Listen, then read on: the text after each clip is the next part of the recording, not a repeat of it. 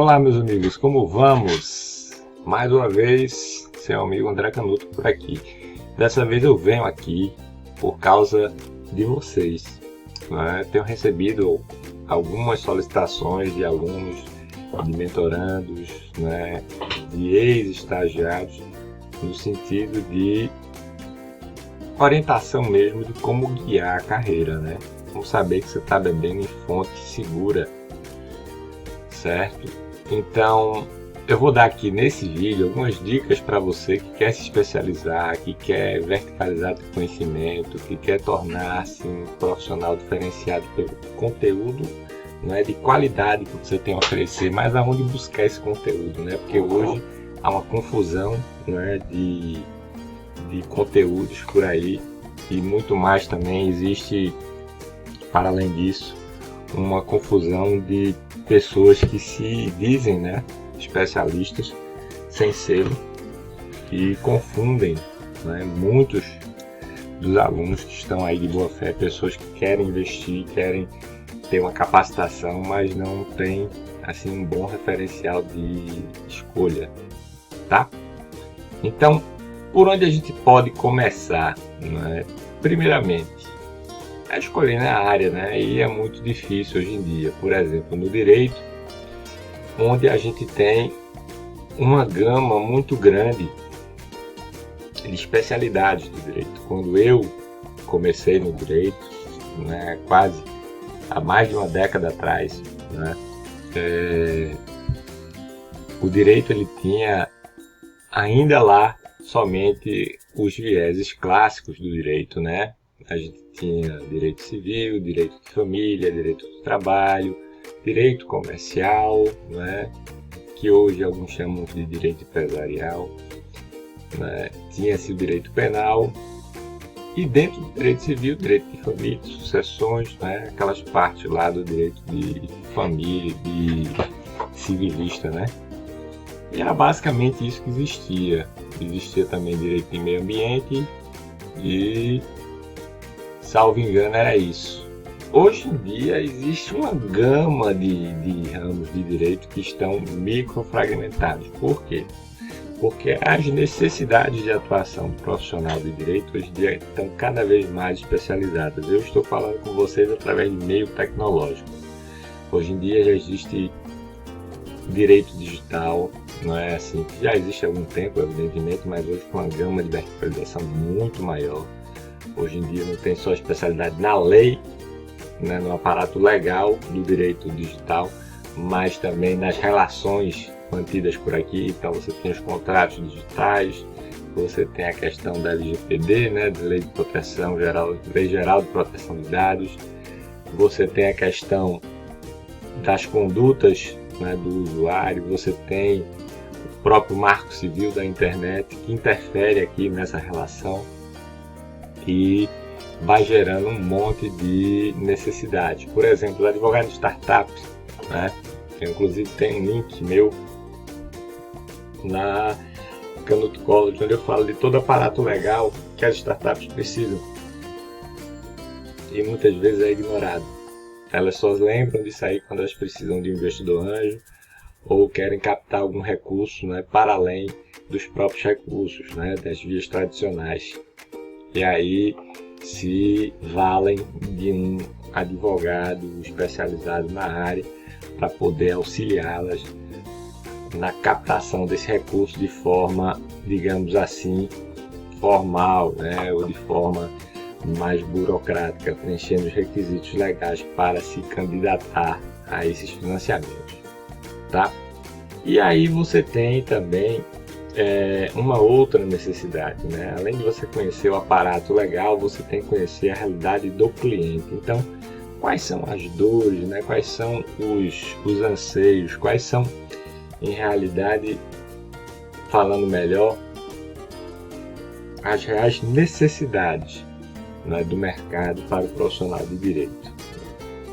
Eu vejo que hoje é necessário você fazer um filtro muito grande, mas não é nada de grande especificidade, mas um filtro muito grande no que diz respeito à qualidade, né, do conteúdo, tá? E como é que você verifica que um curso ou que uma formação é uma formação digna de ser apreciada, que você deve investir seu dinheiro ali, tá? Primeiro, antes de mais nada, você tem que ver quem é que vai ministrar essa qualificação, né? Se essa pessoa tem produção científica, se é conhecida no mercado, se não é, se o sendo, né? Se tem boas referências, se alguém já fez alguma formação com aquela pessoa, isso é importante saber. E acima de tudo, há quanto tempo essa pessoa está aí no mercado? Essa pessoa bota a pele em jogo, ela está ali no campo de batalha, ela está ali só dentro, né, da sala de aula, né? Ou ela só está ali dando palestras e dando conteúdo teórico, não é? Porque teoria você pode conseguir nisso aqui que está atrás de mim, em livros, tá? Afinal de contas, é a fonte primeira de todo conhecimento que a gente tem. E são fontes seguras, tá? Principalmente se você escolher editoras sérias, né? E autores consagrados, autores que são nominadamente conhecidos, você não vai pisar em solo instável, né? Eu aconselho sempre meus alunos, por mais resistência que eles tenham, a ler os clássicos da área de direito penal, por exemplo, tá? Então, você lê Aníbal Bruno, você lê Nelson Hungria, né? Você lê Magalhães Noronha, tá? Trazendo para os mais modernos, aí você lê meu orientador de mestrado, Cláudio Brandão, você lê René Ariel Dotti, que é excelente também, professor Regis Prado, Geraldo Prado, né? Juarez Tavares, tá? São alguns autores que a gente tem como referências e excelentes referências, porque são quase todos eles doutores e pós-doutores, são pessoas que atuam no dia a dia do direito, uns mais na parte acadêmica, outros mais na parte operacional do direito, né? O professor René Ariel Dotti, por exemplo, é advogado de vastíssima experiência, né? E a gente tem mais segurança de passar essas referências para os alunos. Mas aí os alunos perguntam, para além das referências clássicas, aonde é que eu posso buscar, né, conhecimento sobre cursos, né, que me vão dar boa formação? Primeiro, a gente vai ter 3 tipos de cursos, né, que você vai poder fazer, né, que atualmente são cadastrados na CAPES como possíveis, né? O que é CAPES? CAPES é a Câmara, né? O Conselho de Especialização Profissional, né? Que é ligado ao CNPq. Então, lá na CAPES, vocês vão poder verificar os 3 cursos. Então, você vai ter a pós-graduação Lato Sensu, que é a de especialização mais simples, né? Mais estática, onde você vai cursar disciplinas e ao final do curso das disciplinas se submete a uma avaliação e recebe seu certificado. Ponto. É assim, bem simples. Se na estrito sensu, quais são os estritos sensus? Mestrado e doutorado, né? Pós-doutor também. E aí já não, aí é mais verticalizado, aí você vai se dedicar a desenvolver um projeto, uma tese, né, de pesquisa, de estudo. Aí quem vai produzir basicamente o conceito é você, né? Você vai se meter aos estudos aí das matérias ou disciplinas que a gente chama de obrigatórias. Cursado essas disciplinas obrigatórias, pagar, né, que você vai pagar esses créditos, né, na disciplina, na grade de estudos, aí você vai estar habilitado a desenvolver sua pesquisa.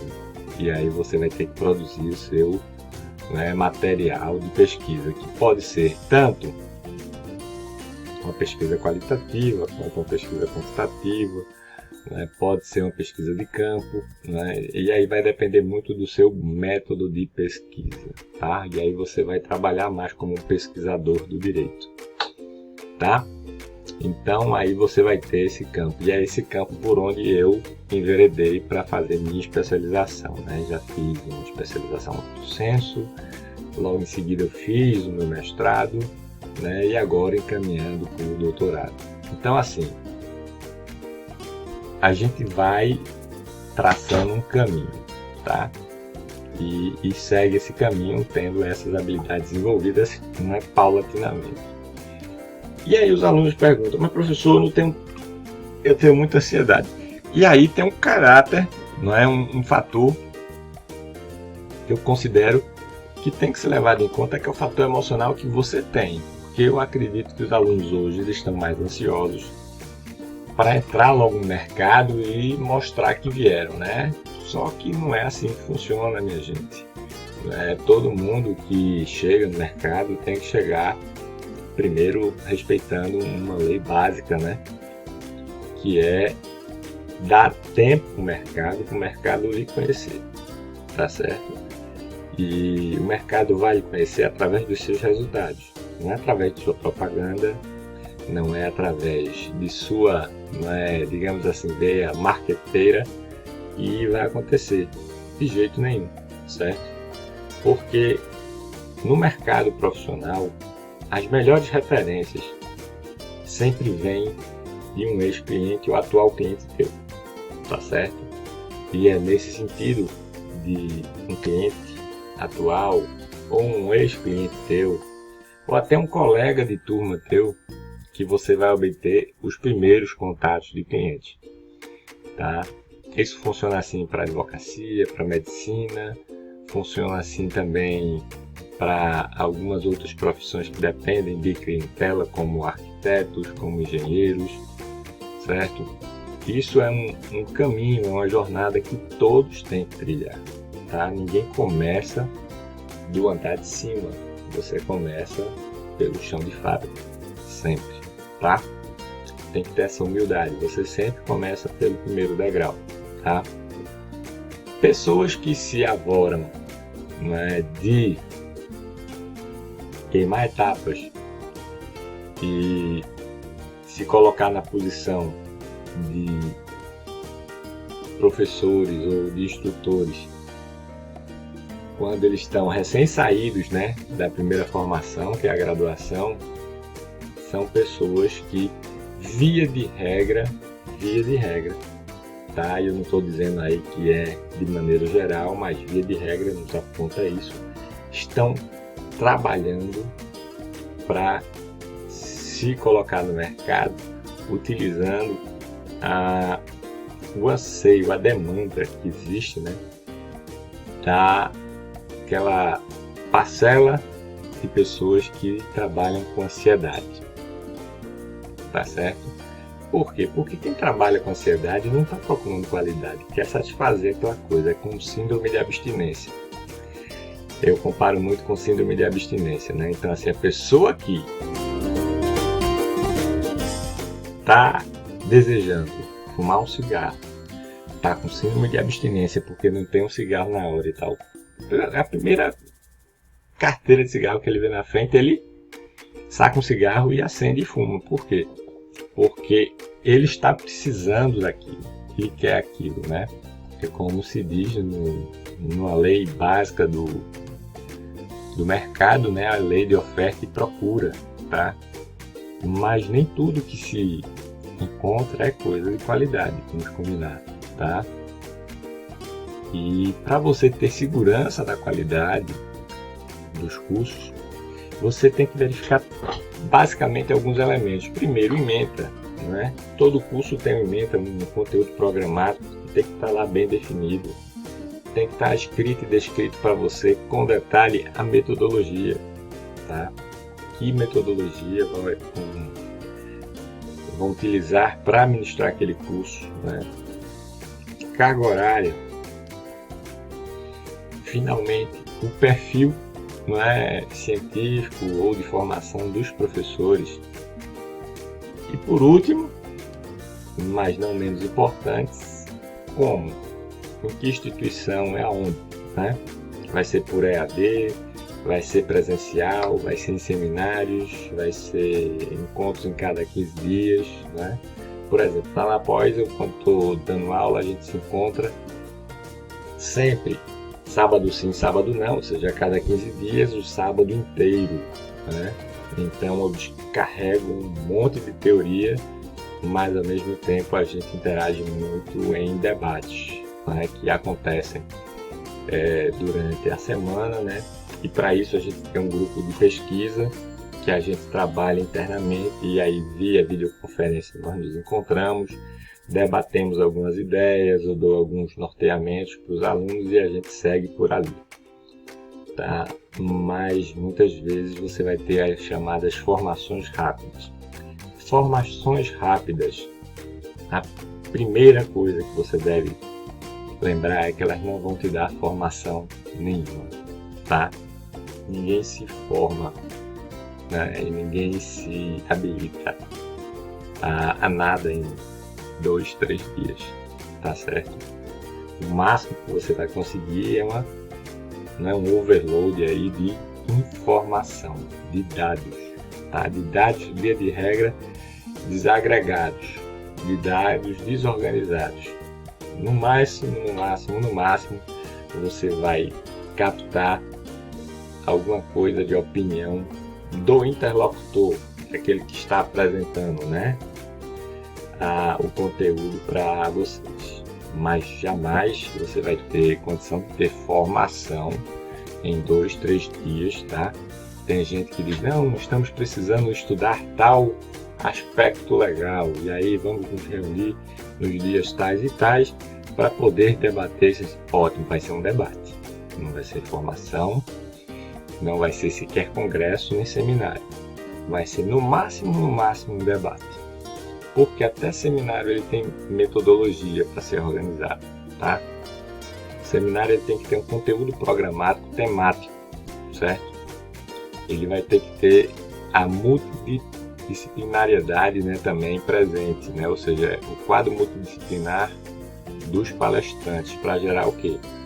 Os diversos pontos de vista que vão te permitir os insights necessários para confrontar as teses que são apresentadas ali. E, por fim, vai ter que ter um resumo, né? Os anais daquele encontro. Né? Geralmente, anais você tem mais em congresso, né? Em seminários, mas, por exemplo, eu participo do Seminário Internacional do IBCCRIM, que acontece sempre em outubro, ali entre agosto e outubro, né? Em São Paulo. E lá nós temos inscrição de trabalhos científicos, debates de monografias, debates de teses dos congressistas. Você tem os polos temáticos, né? Você tem os debates das teses e você tem a conferência principal. Então você vai ter vários tipos de demandas que você vai poder suprir de conhecimento ali naquela jornada científica, né, que geralmente dura 4 a 5 dias ou um pouco mais ou um pouco menos, tá? Mas via de regra um curso de formação ele tem um período mais longo, nunca 2 ou 3 dias, como eu estava falando, tá? Então, se você ficar tentado a participar de alguma coisa de 2 ou 3 dias, tenha certeza absoluta que isso aí não vai te dar formação alguma, tá? Isso vai te dar informação. Muitas vezes um overload dessa informação de forma desagregada, tá? E para além disso, você tem que analisar o quê? Conteúdo, né? Conteúdo geralmente de quem vai apresentar. Então, coloca o nome desse apresentador, né? Ou desse palestrante, ou desse instrutor, lá no link do currículo Lattes, tá? Currículo Lattes é o currículo científico que todo pesquisador tem que ter para desenvolver, né, seu trabalho científico, né, seu perfil acadêmico. Evidentemente que nem todo mundo tem perfil científico, tá? Mas ele é um ótimo indicativo, tá certo? Ele é um indicativo de quão profundo é, né, o tipo de conteúdo que aquele palestrante pode te ofertar, tá? Chances há de que se você pegar alguém com um currículo Lattes, né, que esteja sempre atualizado e que está eventualmente, né, sendo ali atualizado, é uma pessoa que tem atividade científica extremamente dinâmica e uma pessoa que está atualizada, tá? Então o seu risco vai cair muito de você se frustrar em relação ao conteúdo. Talvez se frustre na parte da apresentação, porque eu sei que tem alguns colegas da academia, né, que não tem uma verve muito grande nessa questão de apresentação pessoal. Apesar de terem trabalhos científicos robustos, né, mas nessa questão de apresentação pessoal, eles são, digamos assim, um pouco antididáticos, né, ou pouco didáticos, digamos assim. E isso também vai muito de empatia, porque a gente tem, né, evidentemente, empatia por um autor, por um outro, por um professor ou outro, que tem um estilo de apresentação que nos é mais agradável, tá? Esse é um outro aspecto. Então, já sabemos que formação em 2, 3 dias não vamos conseguir. Certo, professor, e o que é que eu consigo com 2, 3 dias? Olha, via de regra, você pode participar de um workshop, tá? Você pode participar de um debate, tá? Tem alguns debates que são bem legais, bem interessantes. Agora, o que eu aconselho, né, para aquele que está perdido mesmo, que está perdidão, que não sabe por onde começar, e via de regra ninguém fala isso, né? Eu gosto muito de aconselhar meus alunos a fazer teste vocacional, tá? Tenta fazer um teste vocacional, nem que seja por curiosidade, tá? Porque se ele não apontar uma vocação que você acredita que é a sua, ele vai te dar pelo menos alguma diretriz segura, tá? Uma referência para você partir dela, tá? Existem casos e casos, eu tenho um caso assim também de colegas meus, de pessoas que acreditavam que ia trabalhar com direito penal e não estão no direito penal, estão no direito civil. Eu toda a vida achei que eu ia ser civilista. Desde os primeiros momentos de faculdade eu achei que eu ia ser civilista, né? E ao contrário disso, né, sou penalista com alegria, né? Gosto do direito penal, amo a liberdade e tudo que diz respeito ao direito penal, os aspectos legais e também os aspectos da dinâmica processual. E trabalhei em defensoria, trabalhei em procuradoria da República, né? Já prestei assistência para gente, para a Polícia Federal, já prestei assistência para a Polícia Civil. Então, é um ambiente que me agrada muito trabalhar por conta do conteúdo da matéria que eu escolhi para exercer minha função no direito, tá? Evidentemente que trabalhar com crime na vida prática não é fácil pelos ambientes, né, que a gente tem que frequentar algumas vezes, né, delegacia de plantão, você tem que às vezes entrar em alguns locais nos horários malucos assim, que você tem que ir por conta de busca e apreensão, teu cliente está precisando de socorro e você tem que ir lá. Mas é algo que sempre me foi tranquilo enfrentar, porque eu trabalho com técnica, trabalho com afinco, que é uma área que eu escolhi para mim, então não tem grandes sacrifícios, né? Então você tem que ver uma área assim, que você não meça tamanhos de sacrifício, né? Então, porque existem áreas de direito que você sequer faz audiência, né? Você praticamente trabalha uma rotina burocrática, né? Você no máximo vai fazer sustentação oral. É o caso, por exemplo, da área previdenciária, né? Quem trabalha com direito previdenciário basicamente faz requerimento e depois desse requerimento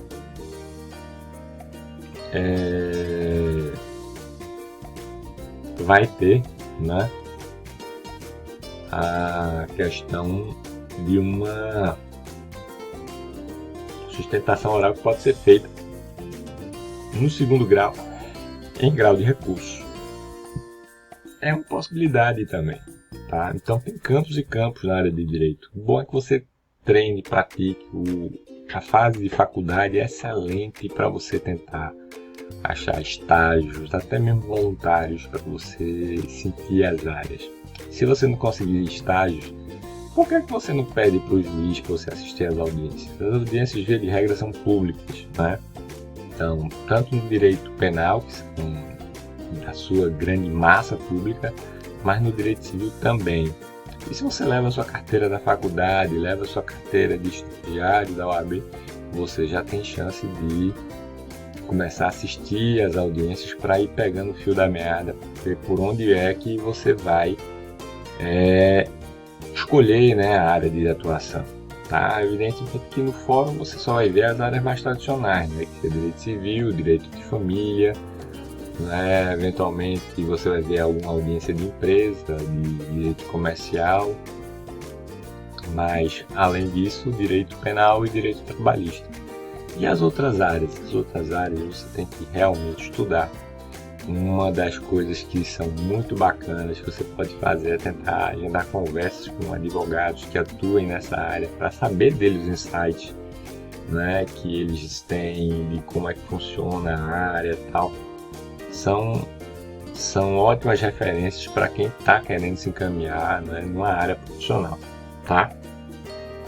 Mas aí uma pergunta que também é feita é como é que eu sei se um curso ele é um curso legítimo ou se é um curso somente que é caça-níquel, né? Aquele famoso curso que é somente para ganhar o dinheiro da inscrição e você vai ficar a ver navios no que diz respeito à qualificação que você procurar, né?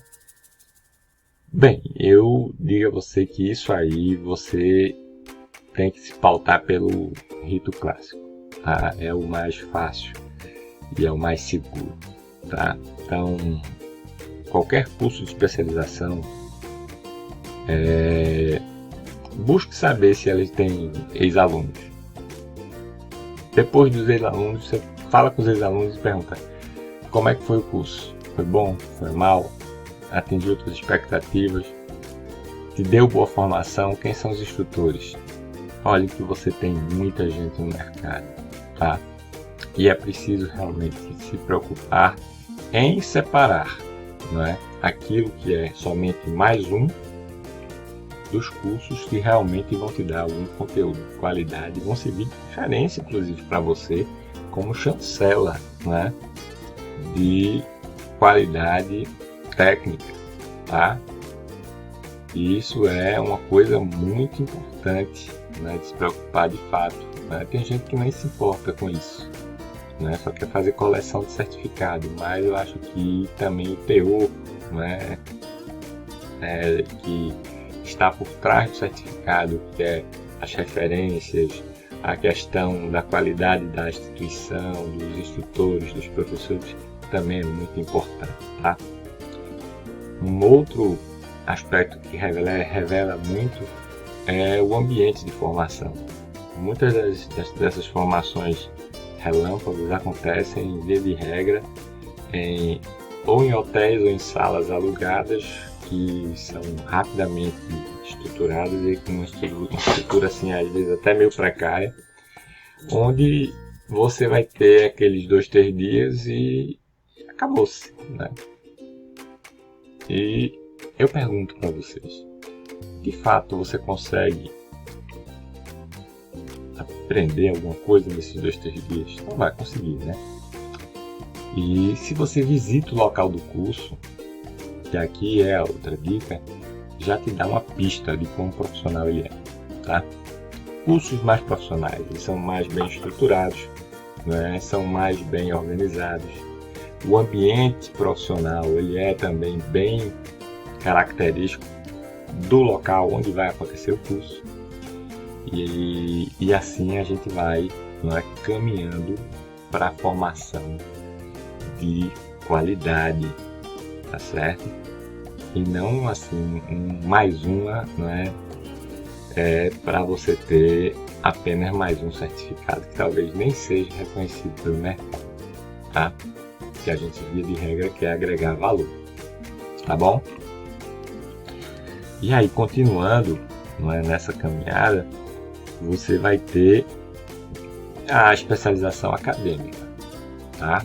Eu falei até agora da especialização profissional. Especialização acadêmica, você só tem um caminho: mestrado e doutorado, tá? Então, Fazer o mestrado e o doutorado é o básico de quem quer ir para uma especialização acadêmica. Muitas vezes a pessoa vai e envereda pelo pós-doutor, né? Faz pós-doutorado em várias áreas, depois vai fazer a livre docência, né? E aí você fica realmente, sim, no topo da cadeia acadêmica, né?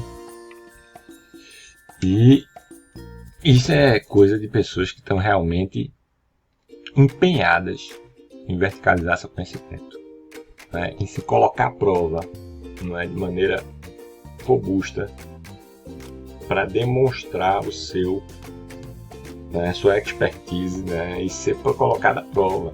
Né? Porque, por exemplo, uma banca de mestrado, você tem 3 doutores ali lhe avaliando. Numa banca de doutorado, você tem ali 6 doutores lhe avaliando, tá? Então você é submetido a um filtro muito rigoroso, né, no campo técnico. Tá? Você tem que ter uma produção científica. Muitos que eu conheço, né, fazem produção científica aqui no Brasil e fora. Tá? Eu, por exemplo, busco todo ano publicar um artigo meu no exterior e um artigo aqui internamente, em publicações que pontuem no currículo Lattes, né? E essa pontuação você verifica lá na CAPES, num site chamado Periódicos, tá certo? Então, isso aí também é um aspecto que você pode levar em conta se você vê que tem publicações, né, robustas, científicas, né? Porque essas publicações científicas, via de regra, são submetidas ao conselho editorial. É um conselho editorial científico, ele avalia a qualidade do conteúdo que está ali, para poder se chamar aquilo ali de artigo científico, de trabalho de pesquisa. Tá? E, por fim, mas não por último, busque referências nos seus amigos, nos seus colegas, que você conhece de curso, pessoas que você conhece da vida do direito, que você tem como referência, que você admira, tá?